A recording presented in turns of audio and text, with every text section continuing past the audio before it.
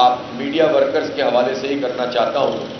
کہ جتنی محنت میڈیا کے ان اداروں میں ہمارے یہ ورکرز کر رہے ہوتے ہیں، ملازمین کر رہے ہوتے ہیں، لیکن یہ اس بات کے متلاشی رہتے ہیں کہ ان کو اس کے مقابلے میں ان کی سیلریز، ان کے انکریمنٹس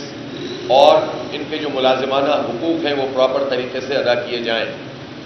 میں حکومت سے بھی یہ مطالبہ کرتا ہوں کہ خاص طور پر میڈیا کے شعبے میں تمام لوگوں کے ملازمانہ حقوق اور ان کی ضروریات کو پورا کرنے کا باقاعدہ نظام وضع کیا جائے، اور اسی طرح میڈیا مالکان بھی جہاں انہیں اتنے اشتہار مل رہے ہوتے ہیں سرکار کے خاص طور پر، اور وہ ہمارے اشتہار ہوتے ہیں ہمارے پیسوں کے،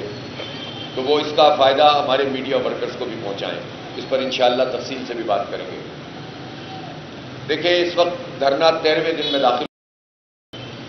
اور یہ دھرنا کوئی معمولی دھرنا نہیں ہے، یہ محض کوئی جماعت اسلامی کا ایڈونچر نہیں ہے، یہ پارٹی پالیٹکس نہیں ہے، یہ شخصیات کے حوالے سے کوئی چیز ڈیزائن نہیں کی گئی، اور اس دھرنے کے جو ہمارے مطالبات ہیں اس میں کوئی ایک مطالبہ بھی ہماری ذات، ہماری پارٹی، ہمارے کسی کیس، ہمارے مقدمے سے متعلق نہیں ہے۔ ہم تو سیدھی بات کر رہے ہیں کہ اس وقت پاکستان بہت برے حالات میں ہے، اور معاشی طور پر اتنا برا حال ہے کہ کوئی بھی خراب واقعہ رونما ہو سکتا ہے، اور بعض اوقات حالات جب ہاتھ سے نکل جاتے ہیں تو کچھ بھی نہیں سنبھلتا، اور دنیا میں ہم یہ سب کچھ دیکھ رہے ہیں۔ لہذا حکومت کو ذمہ داری کا مظاہرہ کرنا چاہیے، اور جو بوجھ بھی اس نے اٹھا کر سارا کا سارا غریب مڈل کلاس طبقے پہ ڈال دیا ہے، اور اب صنعتیں اور تجارت یہ ساری کی ساری اس وقت زبوں علی کا شکار ہو گئی ہے، بدترین صورتحال سے سب دوچار ہیں، بند ہو رہی ہیں انڈسٹریز، کاروبار تباہ ہو رہے ہیں۔ تو ایسی صورتحال میں حکومت کو وہ قدم اٹھانا پڑے گا جس میں لوگوں کو ریلیف ملے، کچھ سانس لینے کا موقع ملے۔ ہم کوئی ایسی بات اور ایسا مطالبہ نہیں کر رہے جس کا زمینی حقیقت سے کوئی تعلق نہیں ہو۔ جب ہم یہ کہتے ہیں کہ تنخواہ دار لوگوں پر آپ ٹیکس کا یہ سلیب کم کریں، تو دیکھیں ہم یہ بھی کہہ سکتے تھے کہ تنخواہ دار طبقے کو ٹیکس سے فری کیا جائے، لیکن ہم نے یہ بات نہیں کہی، چونکہ ہم جانتے ہیں کہ ٹیکس کا ایک نظام تو موجود ہونا چاہیے، اور ہم یہ سمجھتے ہیں کہ گزشتہ سال تک بھی جو ٹیکس تھا وہ تنخواہ دار طبقے نے ہی پارٹیسپیٹ کیا، انکم ٹیکس زیادہ ہے وہ بھی کم ہونا چاہیے۔ لیکن مجھ کے موجودہ معاشی صورتحال کو دیکھتے ہوئے ہمارا یہی مطالبہ ہے کہ جو اس سال انہوں نے ظلم اور زیادتی کی اور مزید بوجھ ڈال دیا ہے ایسی تنخواہ دار طبقے پر، جس کے نتیجے میں پریشانی بھی بڑھ گئی ہے، برین ڈرین بھی ہو رہا ہے، یہ مواقع موجود ہیں لوگوں کے پاس کہ وہ باہر جا سکتے ہیں۔ جب آپ اتنا ظلم لوگوں کے ساتھ کرو گے تو یہ پروفیشنل لوگ یہاں کیوں رکیں گے؟ پھر لوگ بہت تنگ آ گئے ہیں، ان کے بجلی کے بل اتنے مہنگے ہو گئے ہیں، ان کے بچوں کی تعلیم مہنگی ہو گئی ہے، زندگی گزارنا مشکل ہو گیا ہے، کھانا پینا مشکل ہو گیا ہے، اور اسی تنخواہ دار کو جو پہلے سے ٹیکس دے رہا ہے آپ نے مزید اس پہ اضافہ کر دیا۔ تو اس لیے ہمارا یہ جینوئن مطالبہ ہے، اور حکومت کے لیے یہ کوئی بہت بڑا مسئلہ بھی نہیں ہے، اور ہم اگر یہ مطالبہ کرتے ہیں کہ بجلی کے بلوں کو کم کیا جائے تو ہماری جائز بات ہے کہ پاکستان کی قوم، پاکستان کے لوگ، عام لوگ، مڈل کلاس لوگ، تاجر اور صنعت کار کیوں وہ بل ادا کریں جو بجلی وہ کنزیوم ہی نہیں کر رہے۔ اور حکومت کی نااہلی، نالائقی، کرپشن، لوٹ مار، ہر حکومت میں شامل لوگوں کی لوٹ مار، اور اس لوٹ مار کا خمیازہ ہم لوگ بھگتے، ہمارے بلوں کو بڑھا کر آپ ادا کریں، جائز مطالبہ ہے۔ اور پھر اس کے ساتھ ساتھ جب ہم یہ کہتے ہیں کہ جاگیرداروں پہ ٹیکس لگاؤ تو کیا غلط بات کہتے ہیں؟ ہم تو چھوٹے کسان کی بات ہی نہیں کر رہے، ہم تو 5 ایکڑ 10 ایکڑ والے کی بات ہی نہیں کر رہے، بلکہ ہم نے تو یہ کہا ہے کہ پہلے مرحلے میں 20 ایکڑ تک آپ جو ہے لوگوں کو چھوٹ دے دیں، لیکن جو 20 ایکڑ سے اوپر والے 2.5 کروڑ ایکڑ ہیں ان پہ تو آپ ٹیکس لگائیں نا، انکم ٹیکس تو دیں وہ کم از کم۔ ویسے تو یہ بھی عجیب بات ہے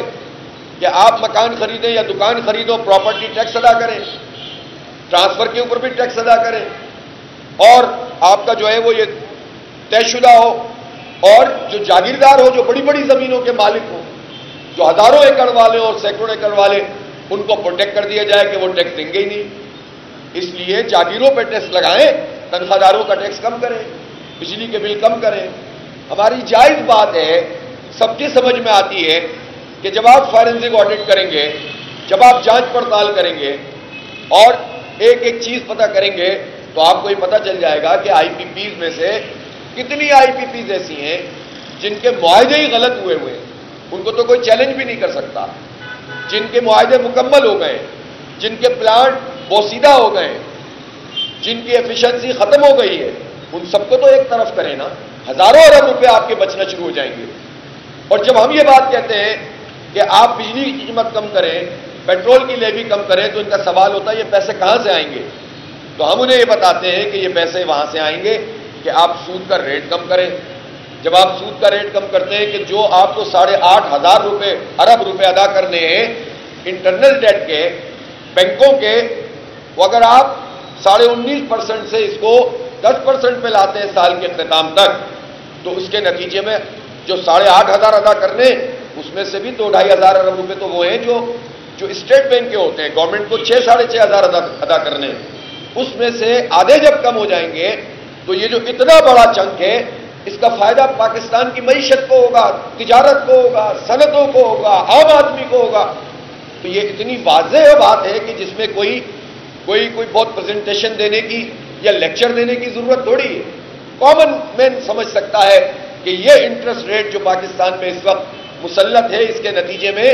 معیشت تباہ ہو رہی ہے. ہم تو کہتے ہیں یہ سود کا پورا نظام ختم ہونا چاہیے. ہم نے تو اس پر کیس کیے ہوئے ہیں، فیصلے موجود ہیں وفاقی شرعی عدالت کے. لیکن ظاہر ہے جب یہ کہتے ہیں کہ ہم تدریج سے کام کریں گے تو یہ تدریج اسی کو تو کہتے ہیں. تدریج اسے تھوڑی کہتے ہیں کہ آپ سود کو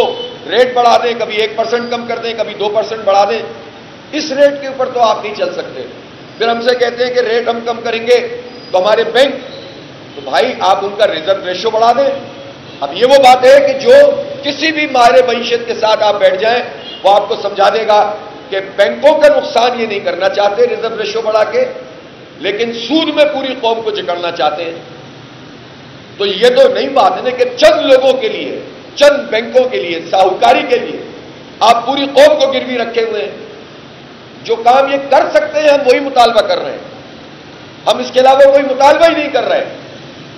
اور پھر جب ہم یہ دیکھتے ہیں ان کی سنجیدگی کہ پہلے انہوں نے مذاکراتی کمیٹی کا ایک اجلاس کیا، ہم نے مطالبات پیش کر دیے. دوسرا اجلاس کیا ٹیکنیکل لوگوں کے ساتھ مل کر، الحمدللہ ہماری کمیٹی نے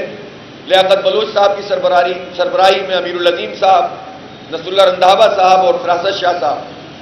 انہوں نے ان سے جتنی باتیں کی ان کے پاس جواب نہیں تھا. پھر انہوں نے کہا کہ ہم آپ سے رابطہ کریں گے. اس کے بعد تلاشیں گمشدہ ہو گئی، شروع ہو گئی، جگہ جگہ لوگ تلاش کر رہے تھے کمیٹی کہاں گئی. کل جا کر وہ کہیں پر ملی ہے. تلاش جو ہے وہ اس کی گئی تو پتہ چلا کہ انہوں نے خود بھی اشتہار دیکھ لیا تھا. یہ بات انہوں نے خود بتائی ہے ویسے. اور اس کے بعد وہ تشریف لائے، ہم نے ان کو بھی ویلکم کیا. دیکھیں ہم کو یہاں تصادم کے لیے نہیں آئے، ہم لڑنے کے لیے نہیں آئے، ہم گولیاں چلانے کے لیے نہیں آئے. ہم پاکستان کے 25 کروڑ لوگوں کا حق مانگ رہے ہیں. اور جماعت اسلامی صرف کسی ایڈونچرزم کی بنیاد پر یہاں نہیں آئی ہے. یہ سیریس مسئلہ ہے یہ پاکستان کا. چونکہ دیکھیں میں آپ کو ایک بات بتاؤں، جماعت اسلامی جب بات کرتی ہے نا تو آپ سب جانتے ہیں کہ پاکستانیت جماعت اسلامی کے اندر اس طرح حلول کی ہوئی ہے کہ میں چیلنج کرتا ہوں کہ پاکستان کا کوئی ادارہ، پاکستان کی کوئی آرگنائزیشن اور پاکستان میں کوئی بھی اس بات کا دعویٰ نہیں کر سکتا کہ وہ جماعت اسلامی سے زیادہ پاکستانی ہے. اور دیکھنا ہو تو بنگلہ دیش میں دیکھ لو کہ جس پاکستانیت کی قیمت پھانسی کے پھندوں کے اوپر انہوں نے ادا کی ہے، اللہ تعالیٰ نے حالات کو تبدیل کیا ہے. اس لیے کوئی اس کو یہ نہیں کہہ سکتا کہ ہم کسی ایڈونچرزم پر بات کر رہے ہیں. ہم پاکستان کے ایک ایک بچے کو اون کرتے ہیں، ایک ایک جوان کو اون کرتے ہیں اور ایک ایک ادارے کو اون کرتے ہیں. سب ہمارے ادارے ہیں، سب ہمارے ہیں، ہم سب کی بات کر رہے ہیں. تنخواہ دار تو فوجی بھی ہے، بیوروکریٹ بھی ہے، تنخواہ دار تو کسی فیکٹری میں کام کرنے والا بھی ہے، کوئی پروفیشنل بھی ہے، میڈیا کا پرسن بھی ہے. ہم ان سب کی بات کر رہے ہیں اور اس لیے کر رہے ہیں کہ یہ ضروری ہے ورنہ مر جائیں گے لوگ. لوگ جب اپنی تنخواہ گھر میں لے کر آئیں اور ان کو پتہ چلے کہ اس تنخواہ سے زیادہ تو بل آیا ہوا ہے بجلی کا، کہاں جائیں گے؟ اس لیے ہم یہ بات واضح کرنا چاہتے ہیں، کوئی شوق میں آ کر نہیں بیٹھے ہیں، ایک قومی ضرورت کے تحت بیٹھے ہیں، اس کو ایڈریس کرنا پڑے گا، اور نہ کوچی اور نیچی کرنے کا مسئلہ نہیں ہے۔ وہ بھائی سارا کریڈٹ حکومت لے لے اور اعلان کرے، لیکن اقدام کرے۔ صرف اعلانات سے تو ہم بہلنے والے نہیں ہیں، اقدامات سامنے آنے چاہیے۔ وہ ایگریمنٹ کریں جس میں اقدامات شامل ہوں، تو مذاکرات سے ہمیں کوئی مسئلہ نہیں ہے۔ ہم مذاکرات کرنا چاہتے ہیں، مسئلے کا حل چاہتے ہیں، لیکن ایسا نہیں ہو سکتا کہ آپ ہمیں ہوائی باتیں کر کے کہیں کہ صاحب آپ یہاں سے اٹھ کے چلے جائیں۔ ہم اس لیے اٹھ کر جانے کے لیے یہاں پر نہیں آئے، ہمارا دھرنا جاری ہے، اور کل انشاءاللہ ہم مارچ کریں گے مری روڈ پر۔ 11 تاریخ کو لاہور میں وزیر اعلیٰ ہاؤس پہ دھرنا ہوگا، اور بھرپور دھرنا ہوگا، یہ جلسہ عام میں تبدیل ہوگا۔ 12 تاریخ کو پشاور میں دھرنا ہوگا، وہ بھی جلسہ عام بنے گا۔ 16 تاریخ کو ملتان میں دھرنا ہوگا، وہ بھی جلسہ عام ہوگا انشاءاللہ۔ ہڑتال کا آپشن بھی موجود ہے، اور تنگ آمد بجنگ آمد اگر انہوں نے بالکل بھی اپنے آپ کو تبدیل نہیں کیا تو یہ آپشن بھی موجود ہے کہ پھر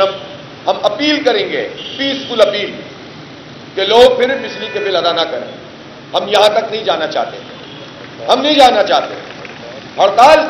ہڑتال ہمارا جمہوری حق ہے کہ ہم عوام سے اپیل کریں پرامن طریقے سے، اور لوگ اپنا کاروبار بند کریں۔ پہلے ہی کاروبار بند کر دیا انہوں نے، پہلے ہی ہماری شاہراہیں بند کر دی ہیں۔ تو اس لیے جماعت اسلامی سیریس پارٹی ہے، ہمیں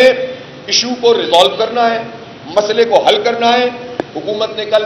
آئی ہے، ان کی کمیٹی تھی، ہم نے اس کو ویلکم کیا، انہوں نے گفتگو کی، ہماری کمیٹی نے بھی بات کی، ان کی کمیٹی نے بھی بات کی، اور پھر جب وہ کہنے لگے کہ چلیں اب آپ باتیں ہماری ماننا شروع کر دیں، تو ہم نے ان سے کہا کہ آپ کی جو باتیں ہیں وہ آپ اپنی تحریر میں دے دیں، بلکہ بہتر یہ ہے کہ جو آپ سمجھتے ہیں ایگریمنٹ وہ بنا کر دے دیں، اور وہ آپ ہمیں دیں گے، پھر ہم لوگ بیٹھ کر، ہماری کمیٹی بھی اور ہمارا نظم بھی بیٹھ کر بات کرے گا۔ اور ہماری کوئی ضد نہیں ہے، کوئی انا نہیں ہے، ہماری ذات کا کوئی مسئلہ نہیں ہے، ہماری پارٹی کا کوئی مفاد نہیں ہے۔ انشاءاللہ جو پاکستان کے لوگوں نے امید اس دھرنے سے وابستہ کی ہے، ہم یہ چاہتے ہیں کہ اگر یہ امیدیں پرامن سیاسی مزاحمت کرنے والے لوگوں سے اگر امیدیں ختم ہو جاتی ہیں تو انارکی پھیلتی ہے، پھر حالات کسی کے کنٹرول میں نہیں رہتے۔ ہم پرامن ہے، پرامن رہنا چاہتے ہیں، اور اپنا آئینی سیاسی جمہوری حق استعمال کر رہے ہیں۔ اس لیے اگر حکومت یہ چاہتی ہے کہ دھرنا ختم ہو تو مسئلہ حل کر دیں، اور حکومت یہ چاہتی ہے کہ اس کا کوئی پرابلم ہے تو آج وہ تحریر میں ان کا آ جائے گا، ہم اس کا جواب دے دیں گے۔ ہماری طرف سے نہ کوئی ضد ہے نہ آنا ہے، ہماری طرف سے مسئلہ یہ ہے کہ آپ لوگوں کا ایشو ریزالو کریں اور لوگوں کو سہولت پہنچائیں۔ بس یہ ہے اب تک کی ساری چیزیں جو میں نے آپ کے سامنے رکھی ہیں، اگر کوئی سوال ہو تو آپ کر سکتے ہیں۔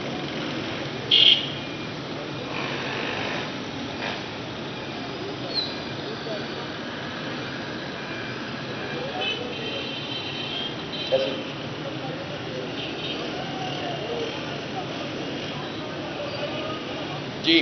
جب تک کوئی دوسرے کرے۔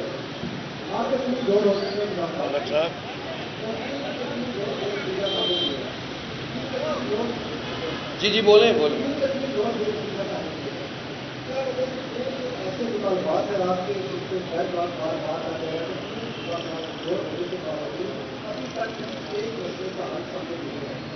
اصل میں یہ تو آپ حکومت سے ہی پوچھیں نا،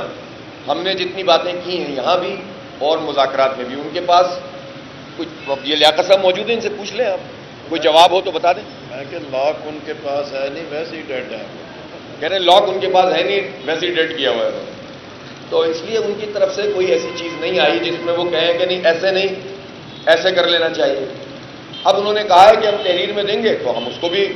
دیکھیں گے، ظاہر ہے ہم نے کوئی لڑائی تھوڑی کرنی ہے۔ تو ہماری جو بھی بات ہے وہ واضح ہے، جو ہم نے وہاں کی ہے وہی ہم یہاں کر رہے ہیں، اور اس پر اگر ان کی طرف سے کوئی پریکٹیکل پرابلم ہوگی وہ سامنے آ جائے گی، اس کو بھی ہم ایڈریس کریں گے۔ لیکن اگر پریکٹیکل پرابلم نہیں ہے اور وہ صرف اس لیے ٹالنا چاہتے ہیں کہ بس ٹالنا چاہتے ہیں، تو پھر یہ تو نہیں ہوگا۔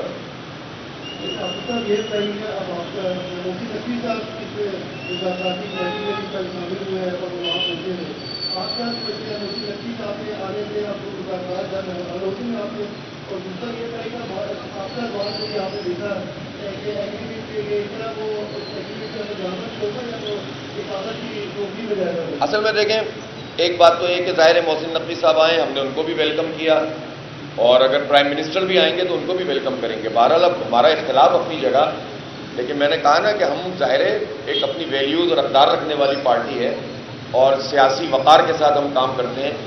تو پرائم منسٹر آئیں تو بھی ویلکم کریں گے، لیکن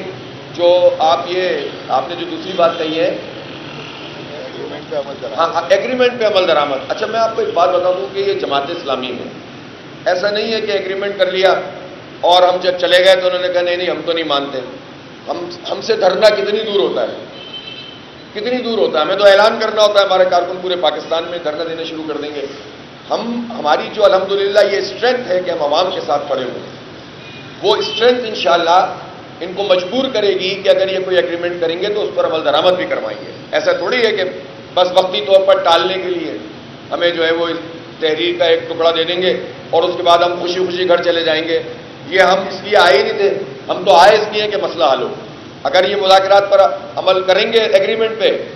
تو اچھی بات ہے، نہیں کریں گے تو دھرنے بھی کتنے دور ہوں گے اور احتجاج بھی کتنی دور ہوگا اور شاہراہیں بھی کتنی دور ہوں گی، سارے آپشن موجود رہیں گے، اس لیے میرا خیال ہے کہ حکومت جماعت اسلامی کو جانتی ہے اور وہ ایسی غلطی نہیں کرے گی۔ حافظ صاحب یہ بتا دیجیے گا کہ پہلے تو ایک حافظ کی ووٹ بھی پوری دنیا میں، اب دوسرے حافظ کی ووٹ آ کے بڑی ووٹ کر کے سمجھے تک چلی جا چکی ہے، تو کیا کہ ایک حافظ ہے دوسرے حافظ کو کوئی گرین سگنل دیا ہے؟ کل جو آپ کا مارچ ہو رہا ہے اس میں کچھ شخص انارسی کے پلان بنا رہے ہیں کہ وہ کوئی انارسی بنائیں گے تو اس کو روکنے کے لیے کیا اقدامات کریں گے؟ آپ کو کمیشن میں بھی آپ مدد کی ہے تو کیا کمیشن بھی جائیں گے؟ ہر صورت میں ہم پرامن رہیں گے، اور دیکھیں اس طرح کی جتنی بھی باتیں ہوتی ہیں نا وہ کرنے میں ہمیں تبصرے اور تجزیے کرنے میں تو ہر ایک آزاد ہے، اور ماضی کے تجربات بھی یہی ہیں جس کی بنیاد پر لوگ یہ تجزیے کرتے ہیں، لیکن آپ کے سامنے کیس بالکل واضح ہے، نہ ہمارا کوئی مفاد ہے، نہ ابھی کوئی انتخاب ہو رہا ہے کہ ہم سیٹوں کی کوئی کسی سے سیٹنگ بنانے جا رہے ہوں، نہ ہمارا یہ ٹریک ریکارڈ ہے یہ ماضی قریب کا، اگر ایسی سیٹنگ والے ہوتے تو سیٹیں ہوتی نا ہماری بھی، فارم 47 والے سارے موجود ہیں، جس نے کراچی میں سب سے زیادہ ووٹ لیے اس کا میئر نہیں بنا، جس پارٹی نے اب ظاہر ہے کراچی میں جو ابھی انتخاب ہوا تھا اس میں یا تو جماعت اسلامی نے ووٹ لیا ہے پی ٹی آئی نے، اور بندے کس کے بیٹھے ہوئے ایم کیو ایم کے، پیپلز پارٹی کے، تو آپ یہ بتائیے کہ اس طرح کی جو پارٹیاں ہوتی ہیں جو کسی کے اشارے پہ کام کرتی ہیں تو وہ تو مفادات حاصل کرتی ہیں نا، ہم تو بالکل ایک اصول کی بنیاد پر کھڑے ہوئے ہیں، اس میں جس کی بھی سپورٹ ہوگی یہ پاکستانی قوم کی سپورٹ ہے، مطلب سب کو سپورٹ کرنا چاہیے، اس میں ہم تو ہر ایک کی بات کر رہے ہیں، ہر آدمی متاثر ہے، جو بھی ایمانداری سے پاکستان میں کاروبار کر رہا ہے، جو بھی ایمانداری سے اپنی تنخواہ لے رہا ہے اور اپنا پروفیشنل ذمہ داری ادا کر رہا ہے، چاہے وہ فوج کا جرنیل ہو، چاہے وہ 22 گریڈ کا افسر ہو، چاہے وہ کاروباری ہو، چاہے وہ عام ملازم ہو، جو بھی ایمانداری سے کام کر رہا ہے، سرکاری ہو یا پرائیویٹ، جو رشوت نہیں لے رہا، جو قبضہ نہیں کر رہا، جو لوٹ کے نہیں کھا رہا، وہ سب بجلی کے بل سے پریشان ہیں، اور ایماندار آدمی کے لیے تو راستے بند کرتے چلے جا رہے ہیں، تو اس لیے تو سب کو ہماری حمایت کرنی چاہیے، چاہے وہ حافظ ہو، چاہے وہ قاری ہو، چاہے وہ جو ہے وہ مطلب پروفیشنل چارٹرڈ اکاؤنٹنٹ ہو، چاہے وہ امام مسجد ہو، علماء دین بھی ہماری پشت پر ہیں، وکلاء اعظام بھی ہمارے ساتھ کھڑے ہوئے ہیں، مشائخ اعظام بھی ہمارے ساتھ کھڑے ہیں، الحمدللہ۔ ناظرہ والے بھی ساتھ، ناظرہ والے بھی ساتھ ہیں، جنہوں نے حفظ نہیں کیا ہوا وہ بھی ساتھ چل سکتے ہیں۔ حافظ صاحب وہاں کا جو مارچ ہے وہ مارچ کیا تک محدود رہے گا یا دھرنا وہاں پہ دے دیا جائے گا؟ دوسرا یہ بتائیں اگر آج مذاکرات میں جو پیش رفت ہوتی ہے تبھی مارچ کا جو فیصلہ برقرار رہے گا یا تبھی کر دیکھیے ہم نے تو اپنا پروگرام بالکل واضح طور پر بتا دیا ہے، اور یہ بھی میں بتا دوں، آپ نے سوال کیا تھا، ہمارا مارچ پرامن ہوگا، ہم کوئی افراتفری پھیلانے کے لیے نہیں جا رہے، کوئی انتشار پیدا کرنے کے لیے نہیں جا رہے، مارچ کرنا، سڑک پہ آنا، آگے بڑھنا یہ ہمارا سیاسی جمہوری حق ہے، آئینی حق ہے، اس سے تو کوئی ہمیں روک نہیں سکتا، تو ہم کریں گے، اور انتظامیہ جو ہے وہ اس کو فیسیلیٹیٹ کرے بجائے اس کے کہ وہ خواہ مخواہ میں افراتفری پیدا کرے۔ بہت شکریہ، شکریہ جناب، تھینک یو۔